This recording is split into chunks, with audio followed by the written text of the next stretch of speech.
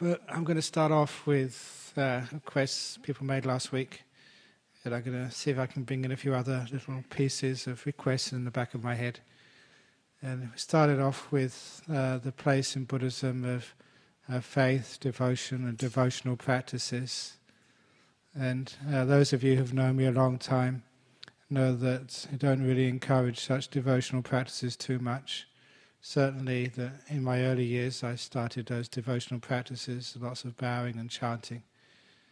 But later on, as you become a monk, you want to actually to go a little bit deeper than the externals. Yeah, those things have their place.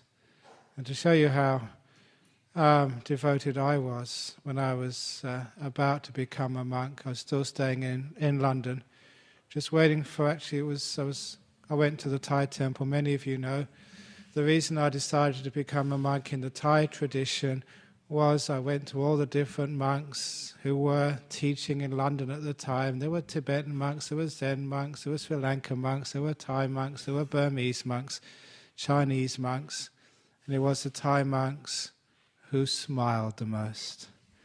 And that's why I decided to become a monk in the Thai tradition.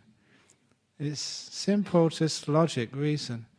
If you're going to become a monk and you want a teacher, look at a teacher who has obviously got something, and you can't tell just by what they say. Many people can say wise words, but see how they behave.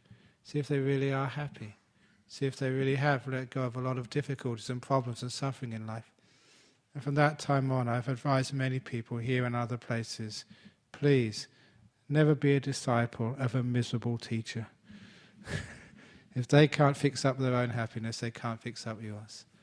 So I used to go to the Thai temple, and I was very devoted, one of the most devoted members of that group. Even if I was living in Devon, I'd get on a motorbike and travel up there for the major ceremonies, just for the day, and go back in the evening. I remember just as I was just waiting for the abbot to come back to take me to Thailand, because he was visiting the United States, I'd go to that temple every morning, just about 5:30, so I could actually join in the morning chanting. I remember on several occasions, I used to go every morning. I'd be knocking on the door, waking the monks up. And when they opened the door and saw it was me, I could read their minds. Oh, it's not him again. If it wasn't for him, we could have slept in the morning. I was really devoted. And so I learnt all that chanting. And of course did all those rites and rituals, which was very important for me. But again, later on, you found there was something much more important than just the rituals. And to understand what I mean, it's an old story, but it's the best story which I can give you. And of course, many of you have heard these stories many times, but it's a great story, the story of the Marine in Guantanamo Bay flushing a copy of the Holy Quran down the toilet. Many, many years ago, hit the newspapers all over the world. And on that particular occasion, there was a man from the West Australian who was doing an article, here in Perth, and he was calling up every religious leader in this city, asking them the same question. And asked the Archbishop, the Anglican Archbishop, if somebody took a copy of the Bible and flushed it down the toilet in front of you, what would you do? When they asked me if someone took a holy Buddhist book and flushed it down your toilet, what would you do, Ajahn Brahm? Fortunately, I was very sharp, alert, and I said, sir, if someone flushed a Buddhist holy book down my toilet, straight away, I'd call a plumber. Because I'd have to use that toilet afterwards. But the most important... You know what he said? He said, that's the first sensible answer I've got from any religious leader. Because religious leaders, we should be the hardest to offend of all the human beings in this world. We should be the most difficult to make angry. So that's what I was saying. So I said, I'd call a plumber. But then I made an important point, and this is about devotional practices. I said to him, look, you can flush as many Buddhist holy books down the toilet as you want. You can actually blow up as many Buddha statues as you want. You can burn down the Buddhist temples. You can kill the monks and the nuns. But I would never, ever allow anyone to destroy peace, forgiveness, compassion, truth. I won't allow you to flush that down any toilet. And he got this sort of idea. In this teaching over here, we make a huge distinction between what we call the container and the contents. The books are containers. What do they contain? What's their essence inside? You see there, and even if it's in a Quran, it probably says, have mercy, forgive, let go, be kind, be compassionate. Certainly says that in the Buddhist texts. Blowing up a Buddha statue. What's a Buddha statue here for? To tell you how to be peaceful, to forgive, to let go, to be kind. So it's the contents which are most important, not the containers. And so that's why in Buddhism so often the rituals, sometimes the devotion, should be very careful that we're not devoted to the containers, that we're devoted to the contents, and we can always make that difference there. Which is why that, if you do come to do some chanting, some Buddhist chanting, great, it's a beautiful thing as long as you remember what the contents are. Learn what you're chanting, because some of those chants are very beautiful and very inspiring. These are great sermons of the Buddha, which when he chanted them or he spoke them, people would understand straight away what he said. And my goodness, they were powerful teachings. Sometimes they would enlighten people just because of the power of what he said. But they would understand it. It wouldn't be just words in a foreign language which sounded good and you just did it and thinking something might happen afterwards. No, you understood it. There was a contents to what you were doing. And so even these days, if ever I do any chanting, because I know Pali, I've learnt it myself, it's not that hard to learn, I know exactly what those things mean. And incredibly powerful teachings. So even if you do bowing, I know what bowing means. What a Buddha statue is. You know what a Buddha is. You sort of understood it through the practice of meditation. The word Buddha actually means not an enlightened one, but an awakened one. So play around with that word in your head, an awakened one. What that really means is that most people are asleep. And you understand what this really means if ever you do a little bit of meditation, because sometimes we get into some meditation states and we feel very clear. We can think straight, we can see more, we can understand more deeply. It literally is awakening. And because we've been asleep ever since we were born, and we're used to this sort of dull state where the mind is so restless and it's not powerful and it's not sharp, because we're used to this, we just don't know it anymore. And that's why we do encourage people to do things like meditation retreats where you can really wake up, really get a sharp mind, very, very clear and see amazing things. You think, why? Why can't my mind always be like this? It's because you work it too hard, you're too tired. And we get used to that tiredness, that mental tiredness, mostly thinking, worrying, being afraid, all that stuff which stops our mind resting and getting some energy and really being sharp and clear and awake. And of course, when you wake up, you see things clearly, you understand just why you get into so many difficulties and problems in life. You get insight, awake, insight, freedom, release, enlightenment. That's how it works. So Buddha is like the awakened one. So when I understand that, I thought, gee, Ajahn Brahm, wake up. So get more alert, get more energy, get more sort of mindfulness coming along. And we have all these beautiful practices to do that. So when I worship a Buddha, I'm not just worshipping a statue. These are just statues, okay? And there's nothing sort of magical about the statue. All it is just what it reminds you of. It's the contents, not the containers, which is brilliant because, traditionally in Buddhism, Buddhists have always been very peaceful. We have allowed other religions to destroy our temples and blow up our Buddha statues. We haven't got upset. Brilliant, well done, Buddhists. You passed the test. It's not about statues. It's not about temples. It's about just the essence of these things, the contents. So, encourage you. If you're going to be chanting, get the contents of it, the inspiration, the meaning, the power. That's more important. The chanting is just a vehicle for that. Which means if you keep chanting again and again and again and again, and my goodness, sometimes in Thailand we chant for 4 hours. That was just over the top. It was stupid. I'll tell you that. It just goes on for too long because you just get tired. It's not really it's missing the whole point. Once that inspiration comes, then just stay with that inspiration, that clarity. It's staying with all the other things we do, whether it's the say, the worship of a Bodhi tree or the circumambulation we do at Wesak. What are we doing that for? I know when we had a Wesak ceremony here in May, people were going around. It looks very beautiful, candlelight in the evening. But it's more than that. It's a silence which we ask people to keep on that occasion. Because the Buddha, the contents of that for me, awaken the silent one. And that's a brilliant sort of idea to get inside of. That's what Buddhism is, one of its most important contents, that inner silence, that peace, that stillness. Now to me, that really is sacred, that's holy. That's the contents of what we're doing here. And that's, being sort of like an abbot and trying to sort of have some control over just these centers here. You look at all the walls we have over here, nothing on them. No pictures, no signs. And I've fought battles to try and keep pictures off these walls. I fought battles to, not real battles, but I've stood my ground to keep like our meditation hall in Serpentine or the new one in our retreat center free of all these things on the outside. Because you want to keep it simple, because only in simplicity do you really get stillness. When you make things complicated, what happens? It's too many things to do. So just having an empty wall. But how hard is that to do, to keep an empty wall? I've often noticed that as soon as when people would conquer these great mountains, they climb up Everest, they climb up Kilimanjaro, and what would they do? Stick a flag on it. Can't you leave mountains alone? And the flag is only the first thing they do to desecrate these beautiful empty places.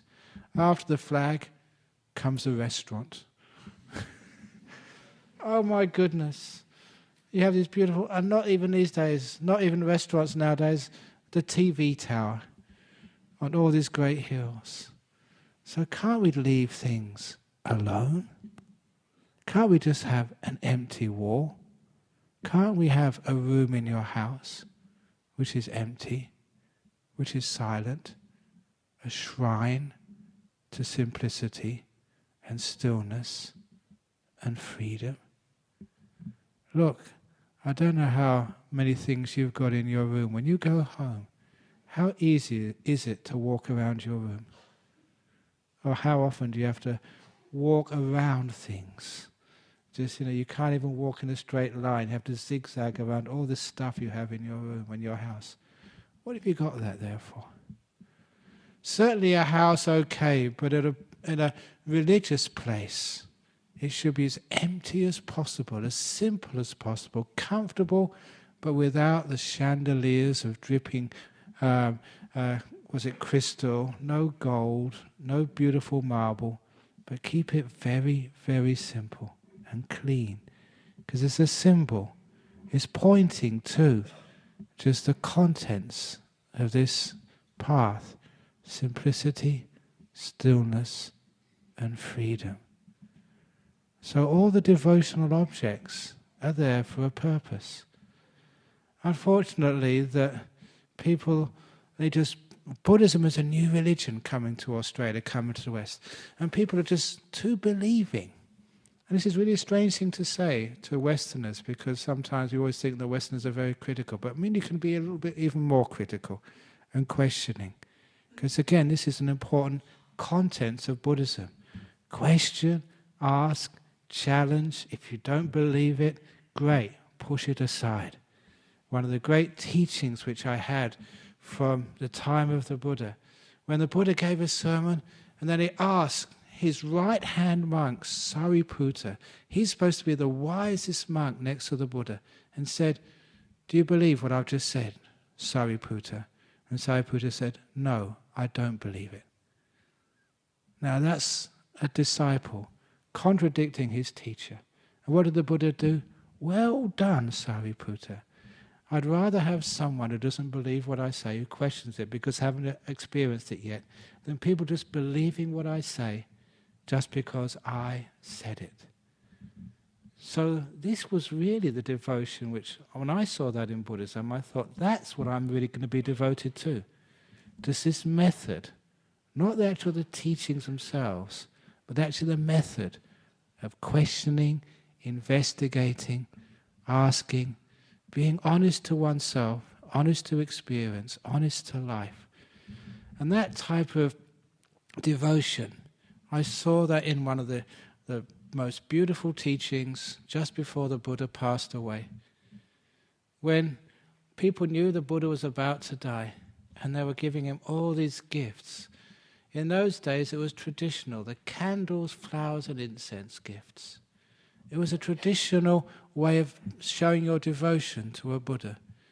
And the Buddha just told everybody off and said, that is not how you pay respect. That is not how you show devotion to a Buddha.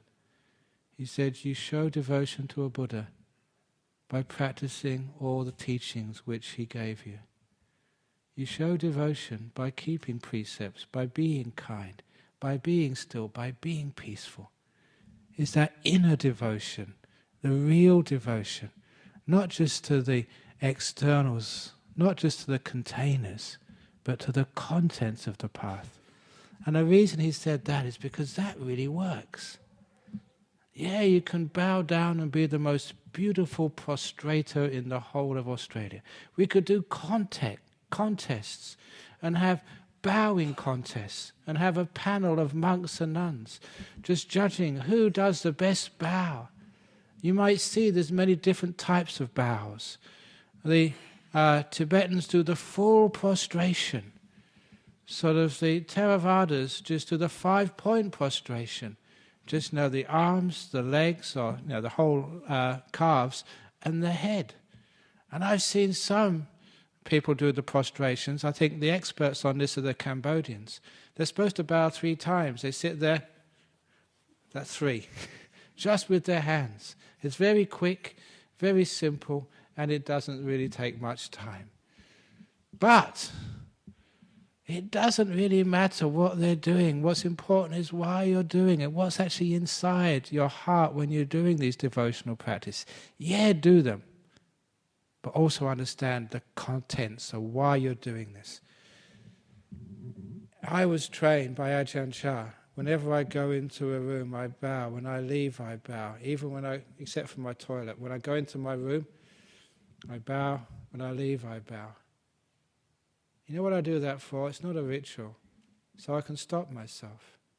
So I'm not rushing. I have to pause and do this 5-point bow 3 times as I'm going in, as I'm leaving. It's a moment of stopping, a moment of mindfulness, a moment of just realizing rushing throughout my life is not really the way I'm going to get any peace or meaning. So when I understand why I'm doing it, it's a stopping, it's a slowing me down. It takes time to do these things. Now that's when you realize what the devotion is really there for, why it's there.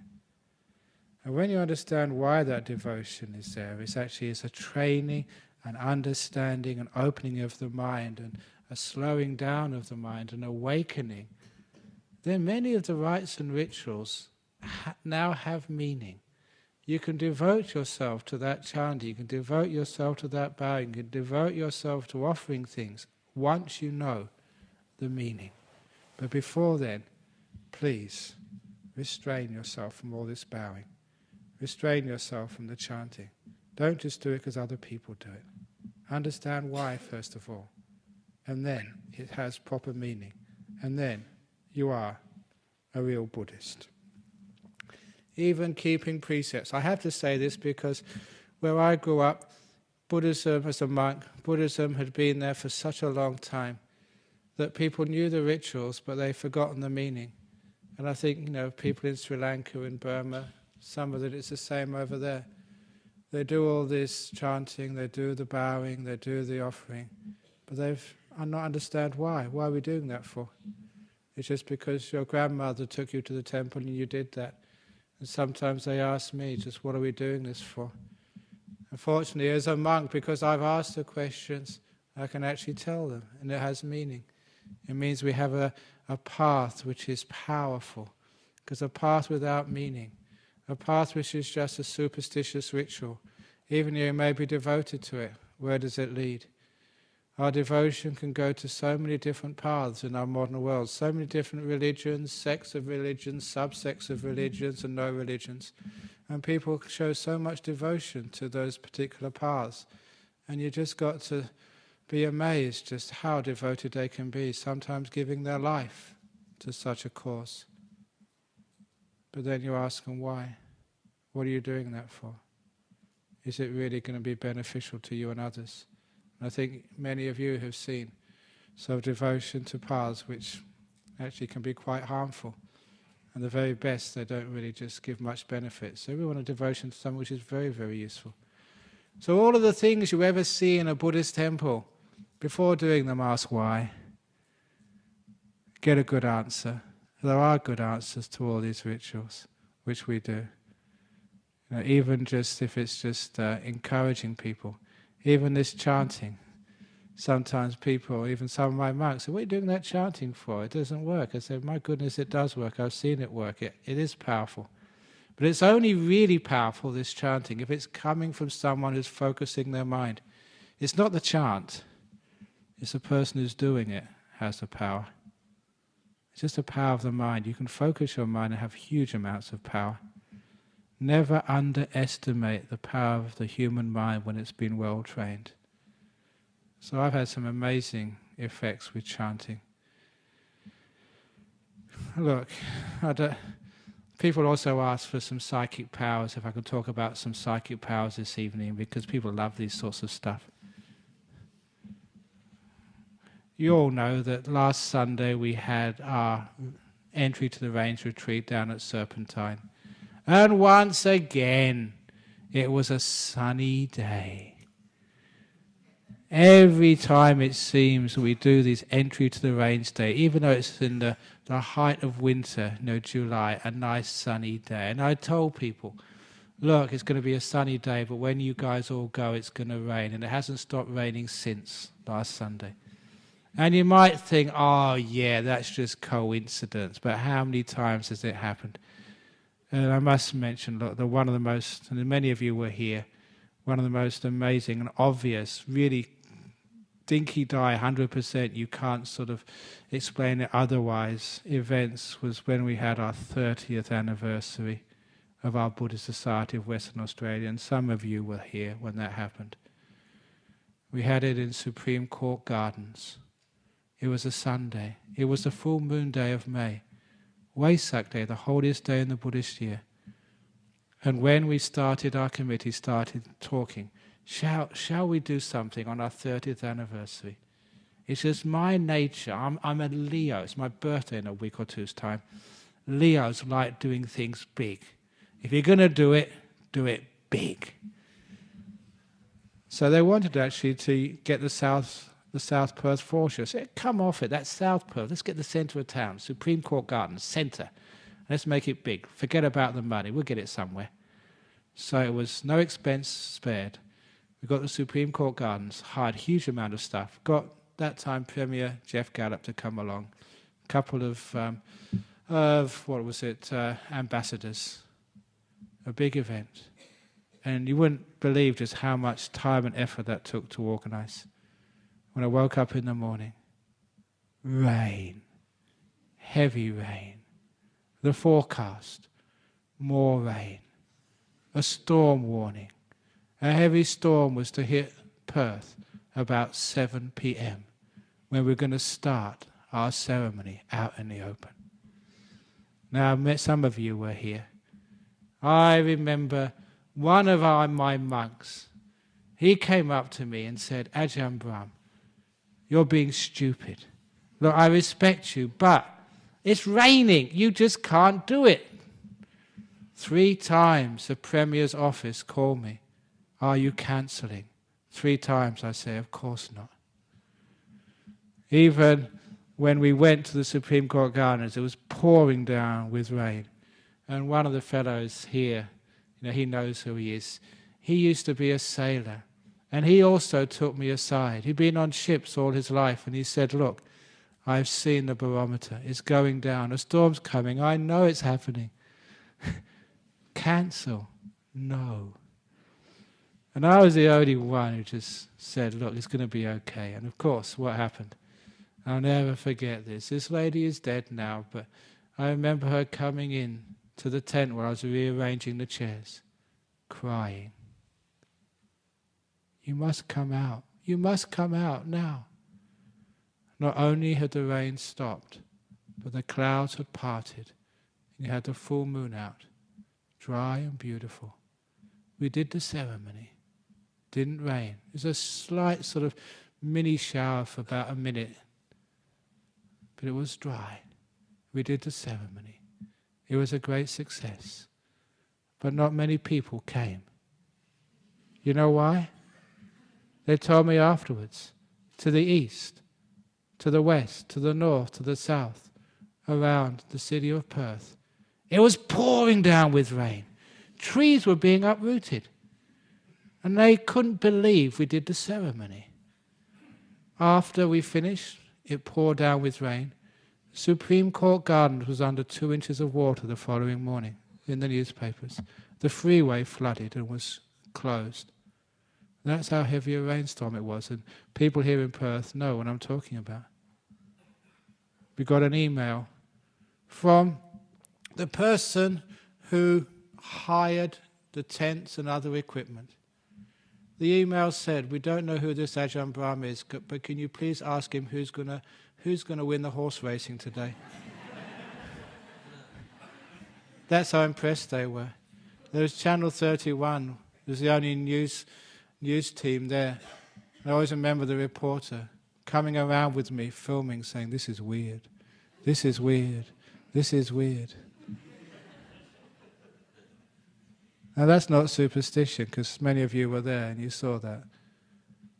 So there is some power to these things. That's not superstition. But that's devotion. But devotion with some power behind it, not just empty. There is such a thing as faith, but it has to be supported by a very strong virtue, which gives you enormous power. Never underestimate the power of your precepts either. If you keep good precepts, 5 precepts, morality, virtue, and I don't just mean on the surface, I mean you really are keeping them at all times of the day. It becomes your nature to be kind, to be good, never to say a bad word to other people, never to be cruel, always to spend time with someone who really needs your help and being kind. It gives you enormous power. You use a bit of meditation as well, and you can do things. So I know from my experiences the amount of things which can happen if you have not just faith. Faith is not good enough. Devotion is not good enough. It has to be supported by incredibly strong virtue and a powerful mind trained in meditation. And then these things do happen. I've seen it, maybe some of you have seen these things happen. So I never underestimate those things. So devotional practice are brilliant, but you've got to do it properly. So what I'm devoted to, as a monk for many years, I'm devoted to what the Buddha taught, what my teacher Ajahn Chah taught me. I am devoted to virtue. Try very best to be kind, to be compassionate, not to sort of harm any living beings. If someone harms you, never to harm them back. If they say a bad thing, cheat you, cruel to you, misrepresent you, just be kind back. Because that's the strength of virtue, which makes you untouchable. It means you've got a strong basis for which you can make your mind still and peaceful and get enormous power. When you develop your meditation, which we really encourage over here, and you're devoted to stillness, not to thinking, not to sort of imagining things, but devoted to the still mind. It's amazing just how much power you can get and how much psychic power as well.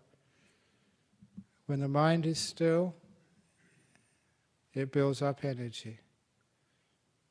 Keep it still for long periods of time, you have huge amounts of energy. And you can feel that. You don't need to sort of believe that. After deep meditations, you get so strong, so powerful, so intense energy inside it, but it's still energy, it's peaceful energy, but powerful energy. I've called it in my book, superpower mindfulness. It is like a superpower, but it only comes from long periods of stillness. And that's actually what happens. And that gives you these powers, and that's what you become devoted to. So the real devotion should be to this path of Buddhism, to the practice of Buddhism, to the contents, not the containers. Use the containers. Don't throw the containers away, but remember just it's the contents, what's inside. It's not that you're chanting, it's why you're chanting, what it's doing to your mind, what it's doing to your body, what it's doing to your life. And whatever else which you do here, the generosity which you do here, why are you doing that? What's it actually doing to you when you give a donation to the nuns' monastery or the monks' monastery or to here? Why are you doing that? Where is it coming from? What are you doing? Is it really sort of making you feel good? Be devoted to that. If you understand the power of generosity, you understand the power of virtue, you understand the power of stillness, you understand the power of compassion. Somebody asked me this question. He said, look, if you're sort of compassionate and you're just doing it, you're making merit so you can have a good rebirth, isn't that being selfish? You're just doing it for yourself. You give a donation to the temple so you can pass your examinations. That's just doing business. And sometimes people think like that. They're doing these acts of virtue, generosity or whatever, trying to get something for themselves. But that is not what we do in Buddhism. In the spiritual path, it's not what we're trying to get. It's just what we can let go of. What we can be inspired with. What we can be peaceful with. Religion should never be a business. We don't do deals in Buddhism. You don't come along and say, Ajahn Brahm, I'll give you a donation as long as you can cure my cancer. Ajahn Brahm, I'll keep the 5 precepts for the next week as long as my wife can come back to me. Ajahn Brahm, this is not what Buddhism is all about, doing deals, not doing something to get something back in return. It's totally like learning how just to let go, to be able to do something just for the sake of doing it. Never thinking you're going to get something back. I spend my whole life doing things like that. Working really hard, not expecting anything back in return at all. Just giving. What do I get out of coming here on a Friday night and giving a talk? I just get tired, that's all. I could be in my cave just meditating, having a great time. But no, I do this because I really understand the power of just giving, letting go, not expecting anything back in return. That's real spirituality. Too often, people do things in life wanting something back. That's what you do at work. You go to work and you get paid afterwards. I forget what else. You go to university so you can get your degree. That's terrible in universities. I still remember this graffiti in Cambridge. I was at Cambridge from 1969 to 1972. In those days, graffiti, number one, you could read them. And number two, it would actually make a lot of sense. There were some very wise sayings on those walls. And I remember this one saying on the wall, it's outside the Cavendish physics laboratory, exams kill by degrees, it said. A nice witty saying, exam kills by degrees, because what it meant is people were studying, they were learning to get this reward, the degree at the end. And that killed much of the learning. We weren't learning for learning's sake, we weren't exploring just for the interest in finding out. We weren't sort of having this beautiful, encouraging this sense of the human to discover, to explore, to play, to find out. We're just getting something out of it at the end. And that spoilt a lot of education. It spoilt the human desire, the beautiful desire to discover, just for discovery's sake, not for anything else. There's so much of that we do, wanting something back in return. That is not spiritual. That is not holy. That is not the contents of Buddhism. The contents is we do just for the sake of doing it. We're kind just for the sake of being kind. Compassionate, not expecting anything back in return at all. And when people ask, what are you doing that for? You can't answer. I'm doing it just for the sake of doing it. Many of you in the next 2.5 months would actually be coming to our monks' monastery at Serpentine, our nuns' monastery at Gijiganath, to feed the monks and the nuns. And you ask, what are you doing that for? Why do you sort of get up early, make some food, travel all that way, and offer it to monks and nuns? Why? Sometimes you can't answer, but you just love doing it. You do it for the sake of doing it. You're kind, you're compassionate. And don't ever think, I was kind to her, but she never even said thank you. If you say that, you weren't kind to her. You were just doing this to get something, which is not kindness. Kindness, compassion is just giving, expecting nothing back in return. And if you can do that, you can understand this beautiful feeling, a peaceful feeling, the selfishness, the attachment, the grasping. You're overcoming that. You're just being a human being who does just for the sake of doing, not for the sake of getting. Our path is to share, not to own. Understanding that, you're getting closer to the contents of this Buddhism. So that's why I've said for so many years, in our monasteries, in our temples, even in this place, we don't have any donation boxes. We just have letting go boxes. Not donation boxes, letting go boxes, sharing boxes. Now, when we do things like this, what we actually feel when we don't want anything, we get this beautiful feeling of happiness and peace.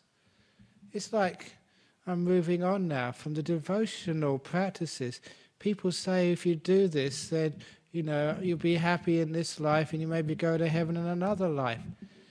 And so many religions talk about heaven and hells and ghost realms and other stuff like that.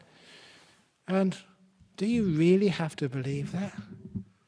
And anyone who comes along and says, I don't believe that, I say, well done. Just like I said, Sariputta disagreed with the Buddha. Well done, because you don't know it yet. You're allowed to disagree, because our job is to find out, to investigate, to see if we can know by ourselves. But eventually you get to understand what these heaven realms and hell realms really are. If you're kind, if you really are compassionate, how does that feel?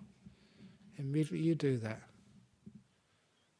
If you're cruel and mean and selfish, how does that feel?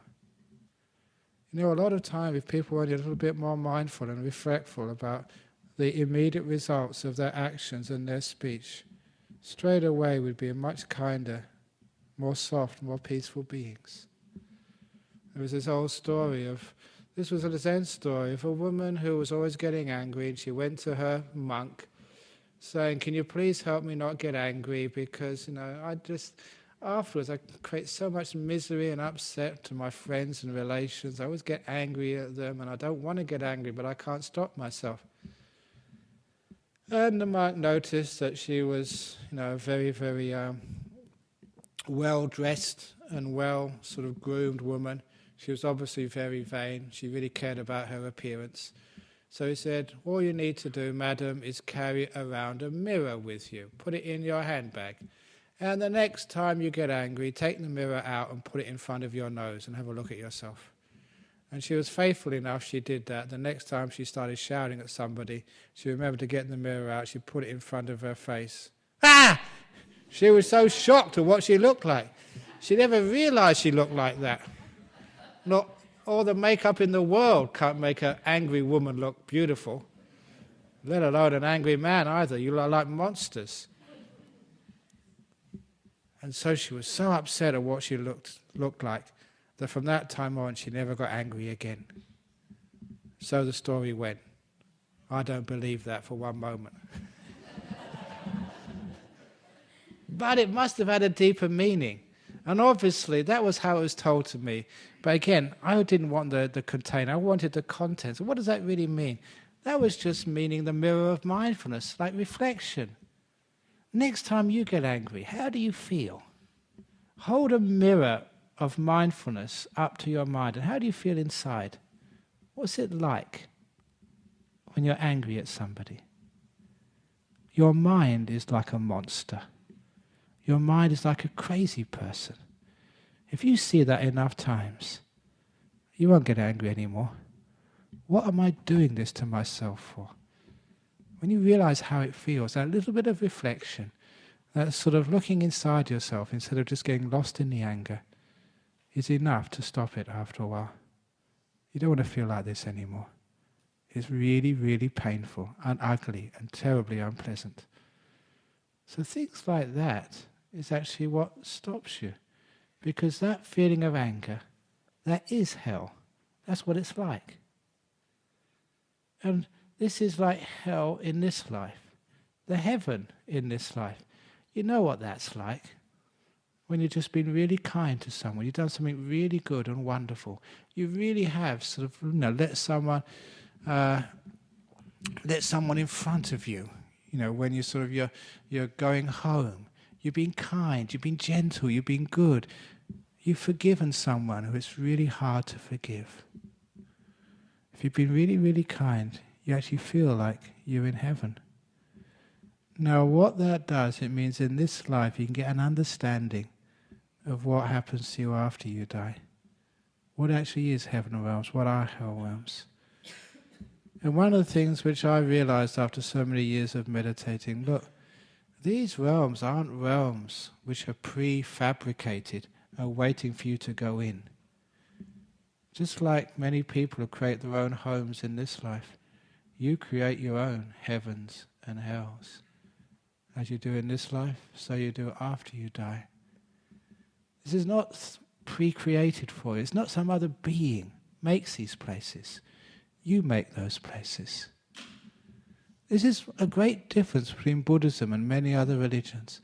In the other religion, it's all controlled by a god or an Allah or some supreme being. We don't accept that supreme being in Buddhism. What we accept is we are the creators of our karma. We are the owners of the karma. We make our abidings. Which means, if you've been a really kind and good person, if you've got that happiness, your mind creates happy realms. If you have done something really terrible and bad, then you will create hell realms for you. But please remember this. You created it, which means you can uncreate it. One of the key events where I learned this was when I was visiting Java and visiting a very wonderful monk, Venerable Panyawaro, who lives in Vihara Mendut, just a walk away from the great temple Borobudur. And it's because I was visiting him, he gave me this VIP tour around this beautiful monument in the middle of Java, the ancient temple of Borobudur. And it's got many levels on it, and every level is supposed to be descriptive of the many different levels of existence. And right down the bottom were the hell realms. And there was a carving on there, which really sort of made a great difference to me. The carving was of a man with a razor wheel in his head, turning and turning and turning. And this was the story from the ancient Buddhist texts. There was a man who was very cruel to his mother, and one day even was so violent to her, pushed her over, and so she hit her head. And when he died, according to this story, he went to one of these hell realms, and there he saw this other man who had this razor wheel cutting into his head for 500 years. Total agony without any sort of any intermission. And as soon as this man saw this new guy come, he said, at last, I was told 500 years ago that now another man would come who also heard his mother, and the wheel will leave my head and into yours. And it did. So the first man was free, and this new guy was having to endure the pain of the razor wheel cutting into his head. But this guy, even though he'd heard his mum, was very wise and very kind. He had a moment of compassion, and he thought, it's a terrible thing which I did to hurt my own mum. I wish now to take this wheel for the next 3,000 years. So the next 5 people would follow after me. They don't need to suffer this, I will. I will do this because I don't want them to hurt. And that one thought, the razor wheel shattered, and he got reborn in the heaven realm. That was the story as it was told. What it actually means is that any time that you are in any sort of hellish state, one moment of kindness, one moment of forgiveness, one moment of selflessness is all it takes to take away that terrible, terrible pain. All it means is kindness, compassion. This is the reason why people go to hell realms, either in this life or other realms. We don't learn enough kindness and forgiveness. It's a forgiveness which is so hard for us in our culture. In many, many religions, and forgiveness is just not there. In Buddhism, forgiveness is total, absolute, 100%. You can forgive anything at all. Why? Why not? In Buddhism, whatever you've done, acknowledge it, bring it up to surface, don't hide it, don't deny it, acknowledge it. That's number one. Number two, forgive it. No punishment, and learn from it. That was one of the most beautiful experiences when I first encountered Buddhism, to see there was no punishment there at all. Put aside the rod, put aside the whatever, what it was, the whip or whatever. Everyone fears punishment. Don't do that, said the Buddha in the Dhammapada. No punishment at all. In the monastic code, there's no punishments. When you understood that, you said, what's going on here? And after a while you realize the compassion was so strong, you find out that forgiveness and learning was more than enough to solve the problems of people speaking or acting wrongly in life. We, each one of us, look at your own life. When you've done something wrong, does punishment ever help you?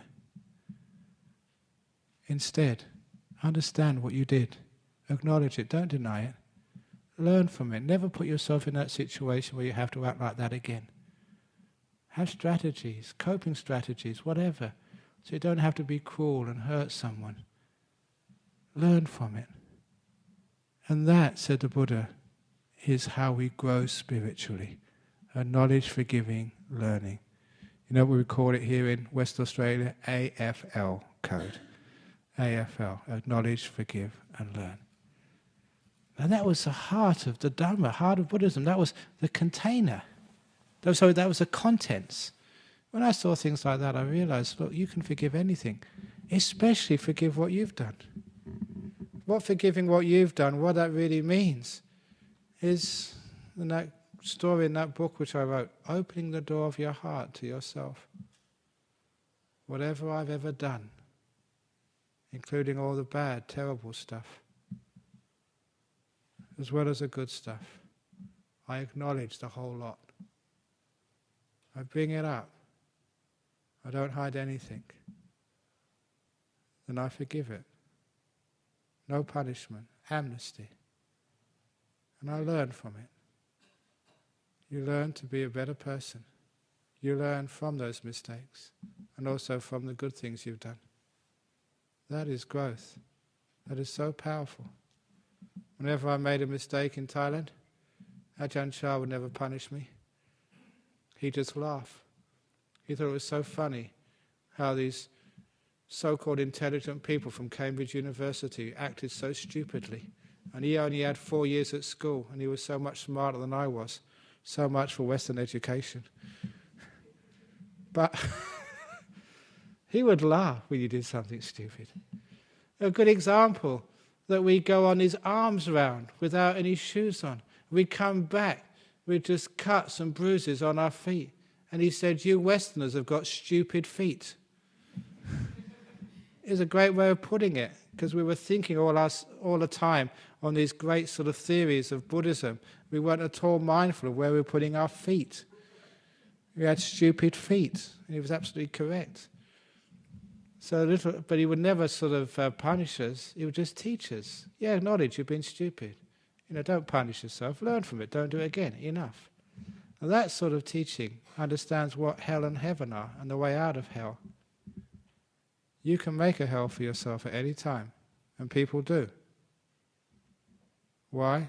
Because it's called guilt, anger, blaming other people, blaming yourself. You know what that feels like? That's hell.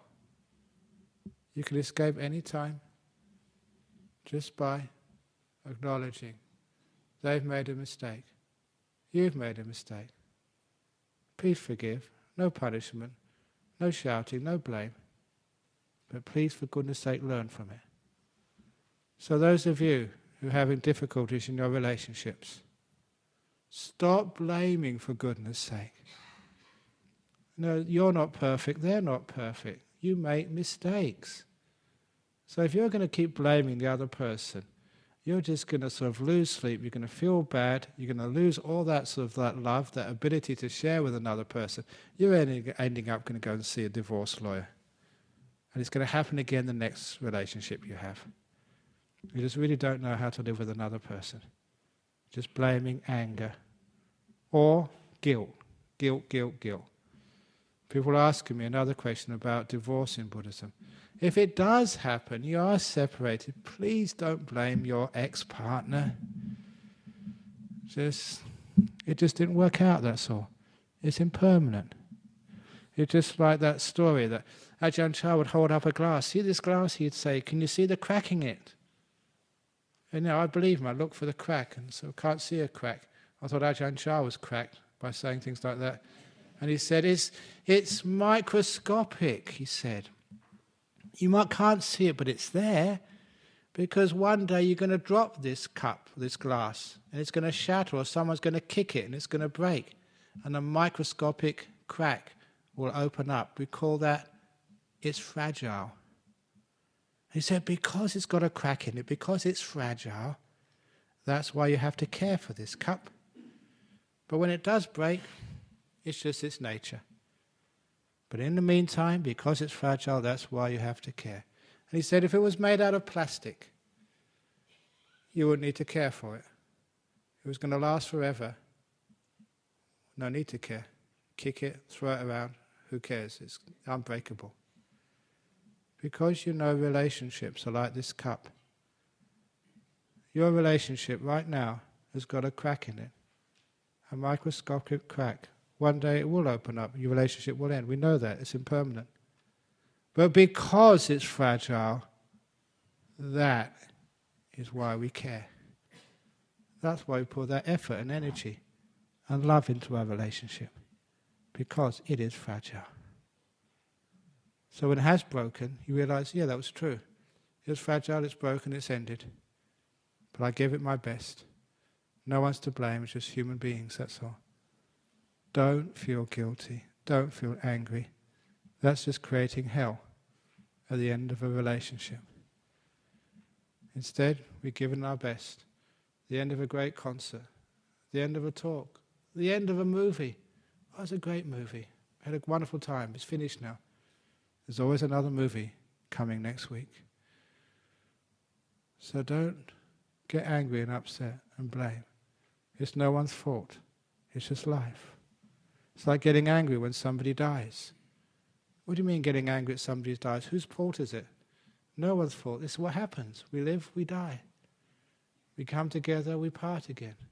This is the nature of life. We cannot stop it. So don't get angry at life or upset. Anger at death is called grief. It's not necessary. Anger at relationships ending is called blame, either guilt or anger. You're creating hell. You can create a heaven instead. It's in your power. Acknowledge the truth. Forgive. And learn from that relationship. You've grown. You've learned so much. Value and cherish all the learning and growth which has happened between the two of you. Now it's parted, it's over. Go forward. Never linger in the past. The same with the death. When a death happens, it's a beautiful time you've had together. A great concert. It was fragile, you gave your very best. Now it's gone. Move on. Acknowledge the truth. Forgive it. No one's to blame. It's life. And learn from it. There's a beautiful story which I was told by an old monk. It's called The Falling Leaves. It's given so much peace to many people who've experienced the death of someone who was very, very young. He was in a hut in a forest in Thailand when there was a huge storm. Trees were coming down around him. He was so afraid that a tree would come through the roof of his grass hut. He never slept all night. In the morning, the storm had finished. He went out from his hut to look at what was outside. A couple of trees had just missed. A few branches had almost sort of went through his roof, but didn't. He was very lucky to be alive. But what took his attention was not the trees uprooted or the branches. It was the leaves. Most of the leaves lying on the forest floor, old brown leaves. Leaves which had lived a full life on the tree. But amongst those brown leaves, there were many yellow leaves. Amongst the yellow leaves, some green leaves. He even saw a few young green shoots.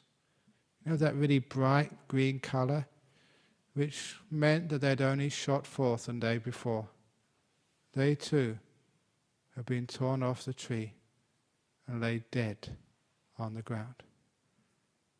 He looked up to see what was left on the tree. Mostly green leaves, obviously. But even though some young green leaves lay dead on the floor, he still saw some curly old brown leaves, still clinging on to the twigs.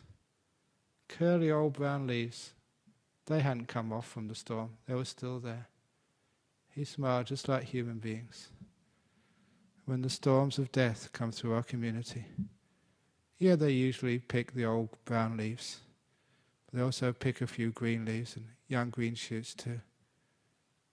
And even though young green shoots, little kids, die, still these old people, 80, 90, 100 years of age, curly old brown leaves, still cling on to the tree. They don't die yet. He realized nothing has gone wrong. There is no great mistake in nature when old people survive while young people die. He realized that this is the nature of the world in which we live, the nature of storms, the nature of life and death. Understanding that gave him peace, not anger. No need to blame anymore. Peace. No need to blame, but to care instead. Caring, kindness, compassion. That's what heaven is like. Blaming and anger, that's hell. And you don't have to go to hell. You make hell. You can make heaven. It's a beautiful thing. This is the great container, the great contents rather, of Buddhism. It's practicing these teachings. So don't just go around bowing and chanting thinking you're going to go to heaven. Don't go giving all your money into the donation box trying to secure your passage by bribery. Have some understanding, some wisdom. It should make sense to you. It doesn't just make sense, it's just so true. And that way, you can actually be a beautiful human being who is kind, who never blames or gets angry, who can actually forgive, rather carrying around sort of the hurt which has been put on you from the past. You can have a beautiful relationship because you know just how to live with another person. It's already cracked, your relationship. So care for it. Really care for it. So the crack doesn't open up for many, many, many, many years, even lifetimes. And that way, such wisdom will keep you peaceful, happy, beautiful, awake, in heaven, in this world, and in any other worlds which you may come to. So that is what I'm devoted to, more than anything else. How the Buddha taught, the teachings, the contents.